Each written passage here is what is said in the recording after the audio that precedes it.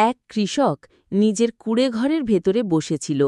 বাইরে মেঘে আকাশ ঢেকে গেছে, প্রচণ্ড বৃষ্টি নামছে। বজ্রপাতের আলোতে চারদিক কাঁপছে, চারপাশে কাদা আর জলের ধারা বয়ে চলেছে। কৃষকের গরুটি বাড়ির উঠোনে বাঁধা ছিল। বৃষ্টির ভেজা ঘাস সে শান্তভাবে খেয়ে যাচ্ছিল। কৃষক জানালা দিয়ে তাকিয়ে ভাবছিল, বেচারা ভিজে যাচ্ছে তো। ঠিক তখনই ঝোপের আড়াল থেকে একটি বিষধর সাপ বেরিয়ে এলো। সাপটি মোটা, কালো আর চোখে লালচে ঝিলিক। হঠাৎ গরুর কাছে এসে দাঁড়াল। কৃষক বুঝে ওঠার আগেই সাপটি ফনা তুলে গরুর গায়ে ছোবল মারল। গরুটি ব্যথায় চিৎকার করে উঠল। কৃষক আতঙ্কে দৌড়ে বাইরে গেল। তার বুক ধড়ফড় করছে।